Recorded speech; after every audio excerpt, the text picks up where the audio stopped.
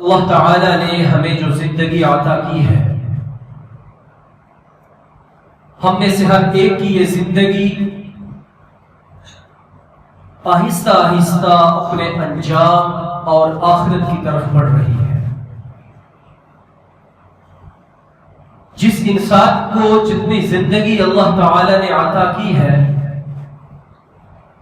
وہ اسے گزارنے کے بعد اللہ رب العزت کے ہاں اپنی اس زندگی کا حساب و کتاب دینے کے لیے پیش ہو جاتا ہے، اور اس کے لیے اسے قیامت تک کا انتظار نہیں کرنا پڑتا، بلکہ نبی کریم صلی اللہ علیہ وسلم نے فرمایا کہ من مات فقد قامت قیامت،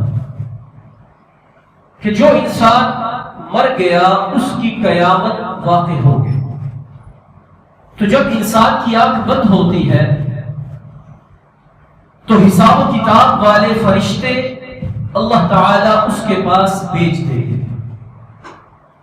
اور وہ قبر جو ہمیں مٹی کا ایک گھڑا نظر آتا ہے، اس کے بارے میں حضور اکرم صلی اللہ علیہ وسلم کا یہ فرمان ہے کہ القبر روضۃ من ریاض الجنہ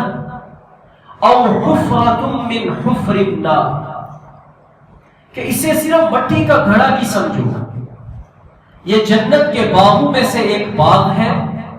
یا جہنم کے گھڑوں میں سے ایک گھڑا ہے،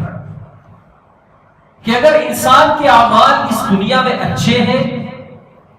وہ اللہ تعالی کے احکامات کے مطابق خوبصورت زندگی گزار رہا ہے، تو اللہ تعالی اعمال کے حساب و کتاب کے مطابق اس کی قبر کو ہی جنت کا باغ بنا دیتا ہے۔ لیکن اگر اس نے اس دنیا کی زندگی میں اللہ تعالی کے احکامات کو پس پش ڈالے رکھا، غفلت میں زندگی گزاری، سرکار دو عالم صلی اللہ علیہ وآلہ وسلم کے مبارک طریقوں پر نہ آیا، تو فرمایا کہ قبر اس کے لیے جہنم کے گھڑوں میں سے ایک گھڑا ہو جاتی ہے۔ اللہ تعالی ہم سب کو اپنی پناہ میں رکھے اور ہماری قبر کو جہنم کا گھڑا بنانے سے محفوظ فرمائے، اور ہماری قبر جنت کے باغوں میں سے ایک باغ بنائے۔ اسی لیے نبی کریم صلی اللہ علیہ وسلم نے فرمایا کہ عقل مند وہ ہے، کیس وہ ہے، اللہ تعالی کے ہاں ذی شعور انسان وہ ہے، من دانا نفسہ وعمل لما بعد الموت، جو یہ سمجھے کہ میں نے کیا کرنا ہے اس دنیا کے اندر، اور اس دنیا میں اس دنیا سے جانے کے بعد والے وقت کے لیے عمل کرے، کہ مرنے کے بعد کے لیے عمل کرے، وہ عقل مند ہے۔ والعاجز من اتبع نفسہ ہواها وتمنى علی اللہ، اور بیوقوف انسان وہ ہے۔ عاجز عربی میں کہتے ہیں کہ وہ انسان جس کی مت مار دی جائے، بیوقوف انسان وہ ہے جو خواہشات کی زندگی گزارے، جو دل کیا وہی کرتا رہا، حلال بھی کھایا، حرام بھی کھایا، جائز بھی کیا، ناجائز بھی کیا، اللہ کو راضی بھی رکھا، اسے ناراض بھی کرتا رہا،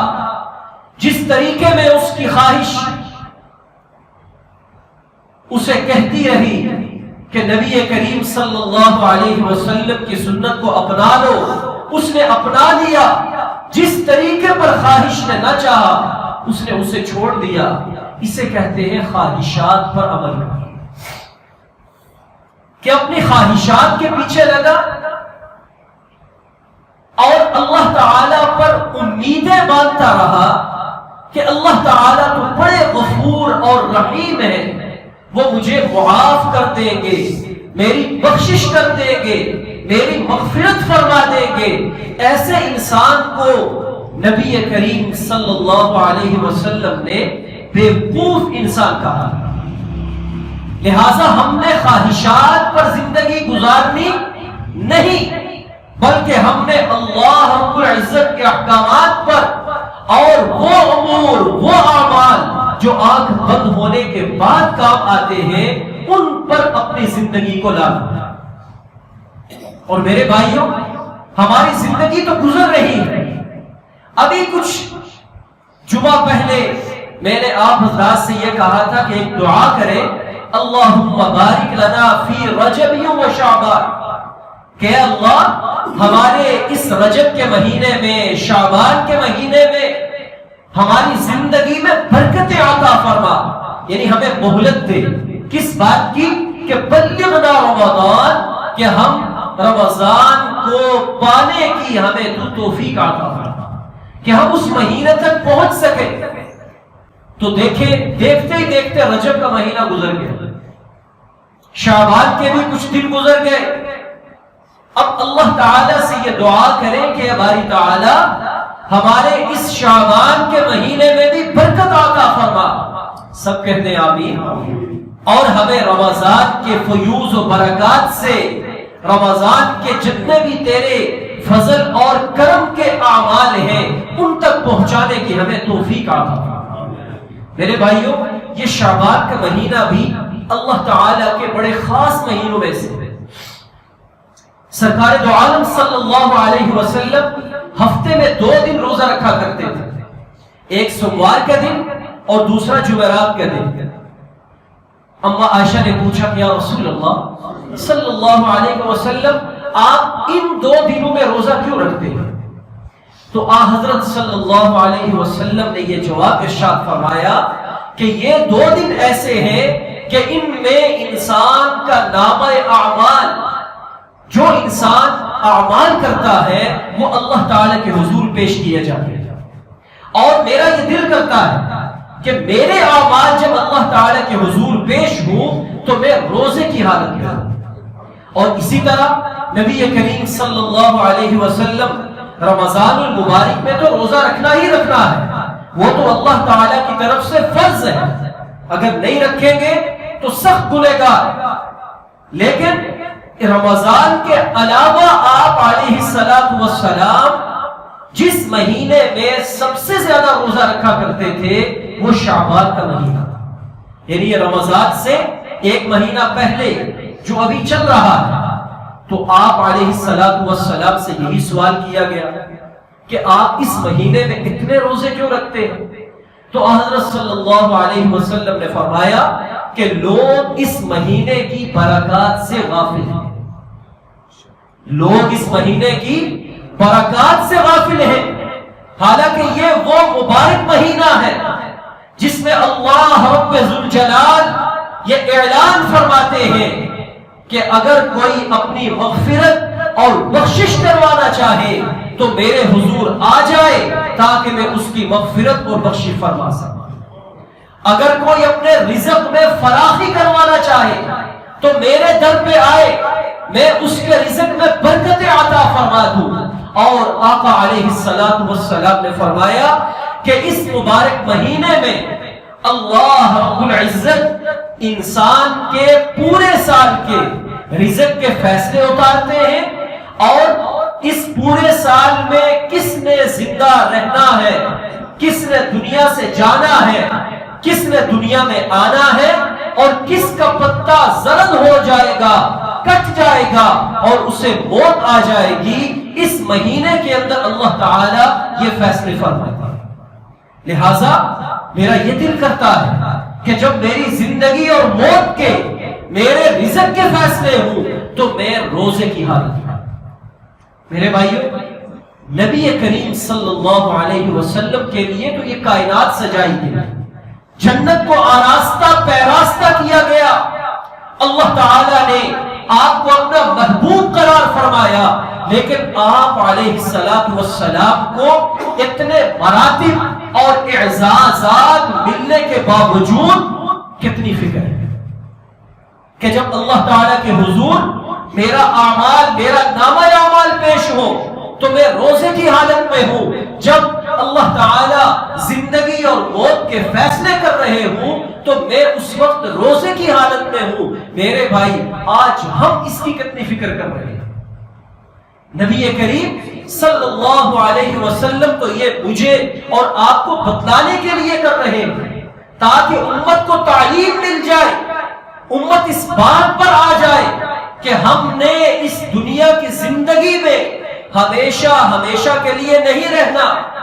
بلکہ اس دنیا کی زندگی میں ہم اس زندگی کی تیاری کرنے کے لیے آئے ہیں جس زندگی میں ہم نے اللہ کے سامنے پیش ہونا ہے، اور پیش ہونے کے بعد اس زندگی کے کیے کرائے کا حساب دینا. اور جو انسان مر رہے ہیں، ہمارے سامنے دنیا سے جا رہے ہیں، ہمارے اپنے پیارے عزیز و اقربا، دوست، احباب، رشتہ دار،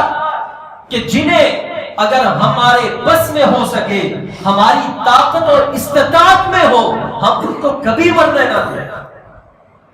لیکن ہم بے بس ہو جاتے ہیں. ہم ہر طرح کے ہیلے، جتن، علاج، معالجہ کرواتے ہیں. اس کے باوجود جب اس کا وقت پورا ہوتا ہے وہ ہماری باہوں کے اندر، ہمارے ہاتھوں کے اندر، ہماری آنکھوں کے سامنے ہمیں داغ مفارقت دے کر اس دنیا کو چھوڑ جاتا ہے. تو اس بات کا یقین کریں کہ کوئی ذات ہے جس کے دست قدرت کے اندر انسان کی زندگی بھی ہے اور انسان کی موت بھی ہے، اور وہ ذات اللہ کی ذات ہے. کس کی ذات ہے؟ اللہ کی ذات ہے. تو اسی اللہ رب ذوالجلال نے ہمیں یہ وقت عطا فرمایا، یہ دن عطا فرمائے، یہ مہینے عطا فرمائے. انہی مہینوں میں سے ایک مہینہ اسلامی اعتبار سے 8واں مہینہ شعبان کا مہینہ ہے، اور یہ رمضان کا 10واں مہینہ ہے. اور اس کے آقا نامدار حضور اکرم سب کہیں صلی اللہ علیہ وسلم، آپ نے کیا فرمایا کہ یہ مہینہ پانی لگانے کا مہینہ ہے.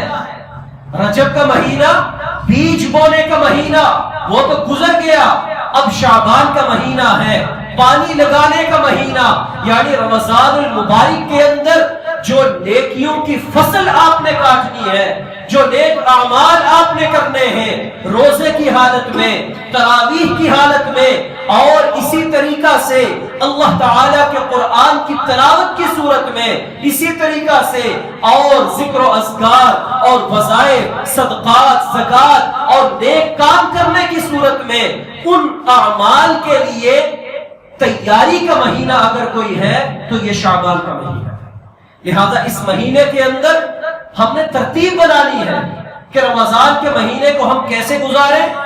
ہم نے اس مہینے کے اندر یہ ترتیب بنانی ہے کہ ہم اپنے کام کاج کو کس طرح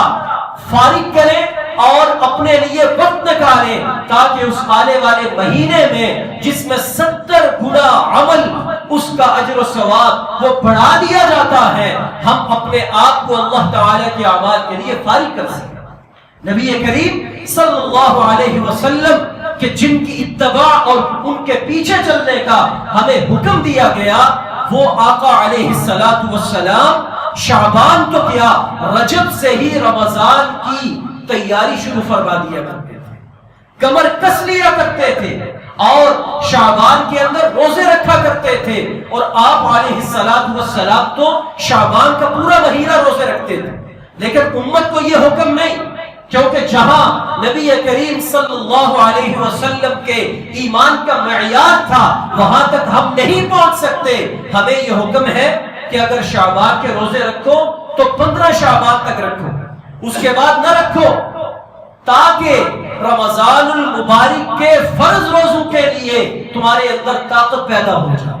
کمزوری نہ آئے، تمہارے اندر وہ طاقت اور قوت آ جائے کہ رمضان المبارک کے روزے رکھنے میں تمہیں کوئی پریشانی اور دقت کا سامنا نہ ہو. تو 15 شعبان تک جس نے روزے رکھنے ہیں وہ رکھے.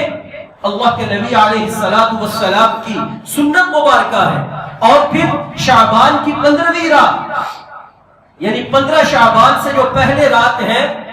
14 اور 15 کا دن گزارنے کے درمیان جو رات ہے، 14 کا دن گزار کے اور 15 کے دن سے پہلے، اسے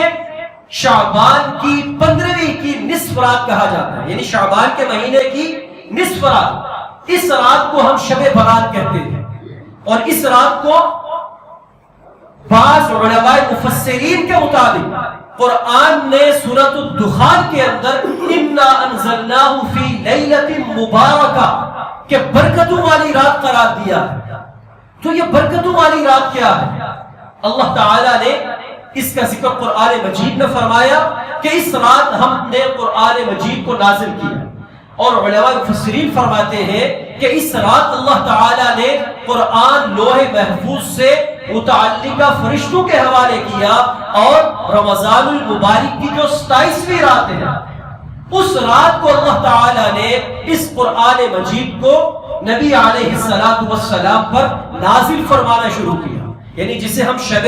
قدر کہتے ہیں، اور جس کا ذکر اللہ تعالیٰ نے سورۃ القدر کے اندر فرمایا انا انزلناہ فی لیلۃ القدر۔ تو بعض علماء مفسرین یہ فرماتے ہیں کہ لیلہ مبارکہ سے مراد شب برات ہے جو شعبان کی 15ویں رات ہے، اور شب قدر سے مراد وہ رمضان کے آخری عشرے میں آنے والی بابرکت رات ہے، جس میں اللہ تعالیٰ فرماتے ہیں کہ میں اس رات میں جاگنے والے کو 1000 مہینے عبادت کا ثواب عطا فرماتا ہوں۔ تو میرے بھائیوں باہر کے یہ شب برات لیلہ مبارکہ یہ بھی بڑی برکتوں والی رات ہے، اور احادیث کے اندر اس کے بڑے فضائل آئے ہیں، اگرچہ وہ احادیث صحت کے لحاظ سے کچھ ضعیف ہیں لیکن بہت زیادہ ہے، اور یہ اصول ہے کہ جب ضعیف احادیث کافی زیادہ ہوں تو ان کو جب ملایا جائے تو وہ درجہ حسن تک پہنچ جاتی ہیں، یعنی ان پر عمل کرنا چاہیے۔ تو اس لیے ہم اس رات کو فضول رسومات کے اندر لگنے کی بجائے جو اللہ تعالیٰ کی اصل عبادت ہے کہ ہم اللہ تعالیٰ کے لیے نوافل پڑھیں، قرآن کی تلاوت کریں، اور اس رات ہم صلاۃ التسبیح کا اہتمام کریں، یہ اعمال کریں۔ دیکھیے میں نے گزشتہ جمعہ بھی کہا کہ جب شیطان یہ دیکھتا ہے کہ یہ عقیدت کے ساتھ مسلمان اللہ تعالیٰ کے راستے پر لگ رہا ہے اور یہ پیچھے نہیں ہٹنے والا، تو وہ ہمیں اسی راستے پر لگاتے ہوئے بدعات کی طرف لے جاتا ہے۔ اب شیطان نے جب دیکھا کہ مسلمان تو اس رات بڑی عبادت کر رہے ہیں، کوئی قرآن کی تلاوت کر رہا ہے، کوئی درود و سلام کی محفلیں پڑھ رہا ہے، کوئی اللہ تعالیٰ کے سامنے راز و نیاز کرتے ہوئے نماز پڑھ رہا ہے، تو اس نے مسلم امہ کو اس طرف لگا دیا کہ شب برات ہے، چلو جی گھروں کے اوپر لائٹیں روشن کرو، چلو موم بتیاں روشن کرو، چلو دیگے پکاؤ، حلوے مانڈے پکاؤ، اس طرف وہ امت کو لگا دیا، اور اس کے سامنے یہی کام ثواب کی صورت میں پیش کر دیا، حالانکہ پورا ذخیرہ احادیث اٹھا کر دیکھا۔ دیکھیے اگر احادیث کے اندر ہو اللہ کے نبی علیہ السلام نے یا صحابہ کرام نے اس عمل کو کیا ہو تو ہمیں اس کی مخالفت کی ضرورت کیا ہے؟ ہم بھرمنا آپ سے کہیں کہ آپ بھی شب برات کی رات کو موم بتیاں گھروں کے اوپر روشن کریں، جھنڈیاں لگائے، لائٹیں روشن کریں، اور دیگے پکائے، حلوے تقسیم کریں۔ دیکھیے تو بڑی آسان اور میٹھی باتیں ہیں، ہمیں روکنے کی کیا ضرورت ہے؟ لیکن اللہ کے نبی صلی اللہ علیہ وسلم نے ایسی چیزوں کو کہ جو دین میں نہیں، اور اگر ہم انہیں دین سمجھ کے کرنے والے بن جائیں گے تو اسے بدعت کہا ہے۔ اور بدعت کی ڈیفینیشن کیا فرمائی کہ بدعت دین کے اندر ہر وہ نیا کام جو میں نے یا میرے صحابہ نے نہ کیا ہو، جو کوئی کرے گا اور اسے دین سمجھ کے کرے گا تو فرمایا وہ جہنم کے اندر جا کر گرے گا، اور میں اسے آگ سے تعبیر کر رہا ہوں۔ تو ہم نیک عمل سمجھ کے کریں اور الٹا وہ ہمارے گلے پڑ جائے قیامت کے دن تو کتنی بد نصیبی کی بات ہے۔ اور ایسا ہوگا، اللہ کے نبی صلی اللہ علیہ وسلم سے صحیح حدیث مروی ہے، آپ نے فرمایا کہ قیامت کے دن میں حوض کوثر پہ کھڑا ہوں، کچھ لوگ میری طرف آئیں گے، ان کے چہروں سے میں یہ سمجھوں گا کہ یہ میری امت کے لوگ ہیں۔ فرمایا کہ جب وہ میرے قریب آئیں گے تو فرشتے انہیں روک لیں گے، انہیں مجھ سے پیچھے کریں گے، میں فرشتوں سے کہوں گا کہ یہ میرے امتی ہیں، انہیں میری طرف آنے دیا جائے تاکہ میں انہیں جام کوثر پلا سکوں۔ اللہ تعالی ہم میں سے ہر ایک کو یہ سعادت عطا فرمائے کہ نبی کریم صلی اللہ علیہ وسلم کے مبارک ہاتھوں سے ہمیں جام کوثر عطا ہو جائے۔ تو فرشتے انہیں روکے، اللہ کے نبی فرمائیں گے کہ انہیں آنے دو، تو فرشتے یہ کہیں گے کہ اے نبی کریم صلی اللہ علیہ وسلم، جو دین آپ ان کو دے کر آئے تھے اور انہیں یہ فرما کر آئے تھے کہ دین کامل مکمل ہو گیا، آج کے بعد نہ اس میں کمی کرو گے نہ زیادتی کرو گے، اور صحابہ کرام نے لبیک یا رسول اللہ کہہ کر اس پر آپ سے اتفاق کیا تھا کہ ہم کمی بیشی نہیں کریں گے۔ لیکن یہ وہ لوگ ہیں جنہوں نے آپ کے پردہ فرمانے کے بعد آپ کے دین میں نئی نئی باتیں پیدا فرما دی تھی، شروع کر دی تھی، بدعت شروع کر دی تھی، لہٰذا اس لیے ہم انہیں روک رہے ہیں۔ تو یہ سننے کے بعد نبی کریم صلی اللہ علیہ وسلم نے فرمایا کہ میں یہ کہوں گا سحقاً سحقاً لمن غیر بعدی، دور ہو جاؤ، دور ہو جاؤ وہ لوگ جنہوں نے میرے اس دنیا سے جانے کے بعد میرے دین کے اندر تبدیلی کر دی۔ اب یہ کتنی خطرناک بات ہے، اگر یہ ہم نہیں بتائیں گے تو ہماری پکڑ ہے۔ ہمیں اس منبر پہ بیٹھنے کا حق نہیں ہے، اس منبر پہ بیٹھنے کا یہ فرض ہے کہ جو اللہ کے نبی کا خالص دین ہے وہ آپ کو بتائے، اور جو اللہ کے نبی سے ثابت نہیں وہ آپ کے سامنے کھل کر اظہار کرے۔ اگر میں کہہ دوں کہ ٹھیک ہے دیگیں پکاؤ، اچھی بات ہے، میٹھی بات ہے، اس کے اندر کیا غلط ہے، لیکن اگر آپ اللہ تعالیٰ کے دین کے لیے اللہ کے نام پر پورا سال صدقہ کرتے رہے تو بہت اچھی بات ہے، ثواب کا کام ہے۔ لیکن اگر یہ سمجھ کے کریں گے کہ شب برات ہے اور شب برات میں تو دیگ پکانا لازمی ہے، شب برات میں تو لائٹیں لگانا ضروری ہے، موم بتیاں روشن کرنا ضروری ہے، اور یہ کوئی نیک کام ہے، اگر اس نیت سے کریں گے تو یہ بدعت بن جائے گا اور یہ پکڑ کا سبب بن جائے گا، اور یہ حوض کوثر پر اللہ کے نبی صلی اللہ علیہ وسلم کے مبارک ہاتھوں سے جام کوثر سے محرومی کا سبب بن جائے گا۔ اس لیے ہم بتاتے ہیں کہ اللہ کے نبی سے شب برات کے بارے میں ایک حدیث تو یہ آتی ہے کہ آپ علیہ الصلوۃ والسلام اس رات قبرستان تشریف لے گئے اور پھر واپس تشریف لائے، تو اماں عائشہ سے آپ نے پوچھا کہ عائشہ آپ کو پتہ نہیں کہاں گیا تھا؟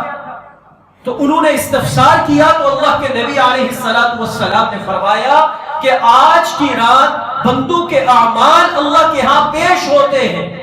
اور میں ان بندوں کے لیے جو اس دنیا سے چلے گئے مغفرت کی دعا کرنے کے لیے گئے۔ تو اس رات کے لیے آپ علیہ الصلوۃ والسلام سے قبرستان جانا ثابت ہے۔ تو ہم اگر زندگی میں ایک مرتبہ اس رات قبرستان چلے جائیں گے تو ہمارا اللہ کے نبی علیہ الصلوۃ والسلام والا سنت کا پورا ہو جائے۔ اور پھر اس کے ساتھ ساتھ اس رات کو آپ علیہ الصلوۃ والسلام نے یہ بھی احادیث کے اندر قرار دیا کہ اللہ تعالیٰ اس رات انسانوں نے جو دنیا میں آنا ہے ان کی زندگی کے فیصلے، اور جنہوں نے دنیا سے جانا ہے ان کی موت کے فیصلے فرماتے ہیں۔ تو یہ حدیث کے اندر آیا ہے، لیکن یہ احادیث بھی سند کے لحاظ سے اتنی مضبوط نہیں ہے۔ جو مضبوط ہو اسے صحیح حدیث کہا جاتا ہے، اور جس کی سند مضبوط نہ ہو اسے ضعیف یعنی کمزور روایت کہا جاتا ہے۔ تو اس طرح کی یہ کمزور روایات ہیں، لیکن جب یہ کافی تعداد میں مل جائے تو درجہ حسن تک پہنچ جاتی ہے، یعنی اگر آپ اس کی فضیلت پر عمل کرنا چاہیں تو آپ کو اس کی اجازت ہے۔ لہٰذا اس رات اگر آپ عبادت کرتے ہیں انفرادی طور پر کہ آپ آئے مسجد کے اندر یا گھر کے اندر صلاۃ التسبیح کا اہتمام کر لیا، آپ مسجد میں آئے، آپ نے قرآن شریف کی تلاوت کر لی، آپ قبرستان چلے گئے، وہاں جا کر دعائے خیر کر لی، آپ نے اللہ کے نبی صلی اللہ علیہ وسلم پر درود و سلام کی تسبیحات پڑھ لی، بہت اچھی بات ہے۔ اور اس سے اگلے دن اگر آپ یہ سمجھتے ہوئے روزہ رکھیں گے کہ 13، 14 اور 15 ان کو ایام 20 کہا جاتا ہے، یعنی چمکدار دن، کہ ان میں چاند پورا ہوتا ہے، اس لحاظ سے اللہ کے نبی علیہ السلام نے ان 3 دنوں میں روزہ رکھا ہے۔ آپ کا یہ معمول تھا کہ ہر اسلامی مہینے کی 13، 14 اور 15 کو آپ روزہ رکھا کرتے تھے۔ تو اس سنت کو سمجھتے ہوئے اگر آپ 13، 14 اور 15 کا روزہ رکھیں گے تو یہ سنت عمل ہے، بس اتنا اس کا ثبوت موجود ہے۔ اور یہ آقا علیہ السلام سے صحیح حدیث سے ثابت ہے کہ آپ نے فرمایا کہ شعبان کا مہینہ وہ مبارک مہینہ ہے کہ جس میں لوگ غفلت میں پڑے ہوئے ہیں،